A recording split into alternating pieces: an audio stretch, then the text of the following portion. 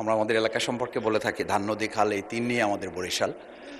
নদীবেষ্টিত এই জায়গা সম্পর্কে যে এখানে উপকূলীয় বিষয়ক মন্ত্রণালয়ের যে বিশেষ বিবেচনা নেওয়া হয়েছে, এই দক্ষিণ অঞ্চলের উপকূলীয় জেলা পটুয়াখালীর বাউফল আমাদের একটি অত্যন্ত নদীবেষ্টিত জায়গা, যেখানে তেঁতুলিয়া এবং লোহালিয়া নদীর তীরবর্তী প্রায় 60টা ইউনিয়ন, তার মধ্যে 4টা ইউনিয়ন অত্যন্ত ভয়াবহ নদী ভাঙনে বিপর্যস্ত। উপজেলা নাজিরপুর, কালাইয়া, চন্দ্রদ্বীপ, কেশবপুর, ধুলিয়া, এদিকে কাশিপাড়া সহ নদীগর্ভে প্রায় এগুলো বিলীন হওয়ার পথে। প্রতিনিয়ত মানবিক, সামাজিক এবং অর্থনৈতিকভাবে বিপর্যস্ত হয়ে যাচ্ছে।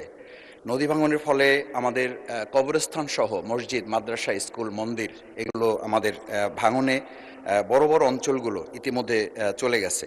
মানবতার জীবনযাপন করছে তারা। হাজার হাজার হেক্টর ফসলি জমি যা ইতিমধ্যে নদীর গর্ভে চলে গেছে। স্থানীয় কৃষক এবং দিনমজুর যারা জীবন জীবিকায় ভয়াবহ প্রভাব ফেলছে মাননীয় স্পিকার।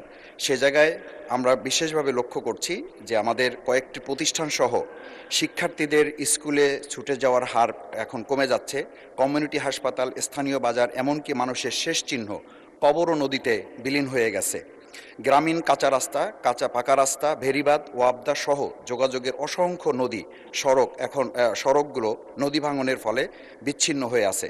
বিশেষ করে নাজিরপুর, কচুয়া, ডালিমা, নিমদি, তাঁতেরকাঠি এলাকার 7 কিলোমিটার এলাকা একেবারেই ঝুঁকিপূর্ণ অবস্থায় রয়েছে। মাননীয় সদস্য, আমি শেষ যে লাইনটা বলছি, একটা সংক্ষিপ্ত প্রশ্ন করুন। যে সিসি ব্লক এবং র্যাপের মাধ্যমে এই জায়গাটাকে আমাদের যে প্রকল্প এখানে নেওয়া হয়েছে উপকূল বিষয়ক মন্ত্রণালয়ের আওতায় নিয়ে এসে এই সমস্যাগুলোর সমাধানে মাননীয় প্রধানমন্ত্রী তার জায়গা থেকে উদ্যোগ গ্রহণ করবেন কিনা এ বিষয়ে আপনাদের কাছে মাননীয় স্পিকার আপনার মাধ্যমে বিনয়ের সাথে জানতে চাচ্ছি।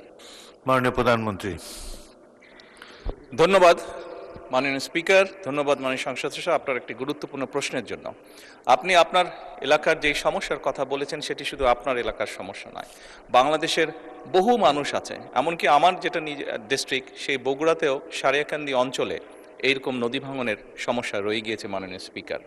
একই সাথে আরও অনেকগুলো অঞ্চল আছে, দক্ষিণ অঞ্চল বলেন, উত্তর অঞ্চল বলেন, বাংলাদেশের বিভিন্ন জায়গায় এই সমস্যা রয়ে গিয়েছে। এই সমস্যাটা একদিনের নয় মাননীয় সংসদ সদস্য। আপনি যেহেতু ওই অঞ্চলের মানুষ, ওই অঞ্চলে বেড়ে উঠেছেন, আপনার নিশ্চিত ধারণা আছে কিভাবে এই সমস্যাটি তৈরি হয়েছে। এখানে সবচেয়ে গুরুত্বপূর্ণ দুটো বিষয় আছে। একটি হচ্ছে যে নদী শাসনের কথা আপনি বলেছেন, সেটি একটি উপায় আছে, এবং একই সাথে আপনি খুব ভালো করে জানেন নদী শাসনের বিষয়টি অত্যন্ত ব্যয়বহুল একটি বিষয়, বাট তারপরেও প্রয়োজন অনুযায়ী আমাদেরকে করতে হবে। এবং সাথে আরেকটি গুরুত্বপূর্ণ বিষয় আছে, এই ভাঙনগুলো কখন হয়? ভাঙনগুলো আমরা দেখেছি অধিকাংশ সময় বর্ষার সময় হয়ে থাকে, যখন নদীতে স্রোত থাকে এবং হঠাৎ করে পানির প্রবাহ যখন বেড়ে যায়।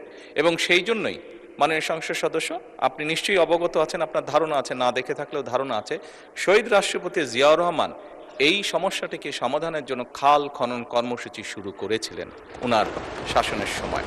এবং বর্তমান সরকার খাল খননের মাধ্যমে একদিকে যেমন নদী ভাঙনকে ট্যাকল করতে চাইছে, একদিকে যেমন আমাদের শুষ্ক মৌসুমে পানির যে সমস্যা হয়ে থাকে সেই সমস্যাটার সমাধান আমরা করতে চাইছি খাল খননের মাধ্যমে।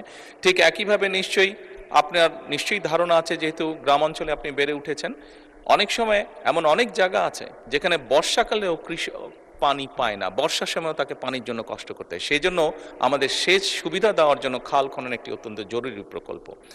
আপনার নিশ্চয়ই আরেকটি ধারণা আছে, বিশেষ করে ঢাকা শহরে এই সমস্যাটি আছে, এবং গ্রাম অঞ্চলেও যেখানে চাষবাস খুব বেশি হয়ে থাকে সেখানেও এই সমস্যাটি ধীরে ধীরে দেখা যাচ্ছে। সেটা হচ্ছে যে আমাদের ভূগর্ভস্থ যে পানি আছে সেটির স্তর ধীরে ধীরে নিচে নেমে যাচ্ছে।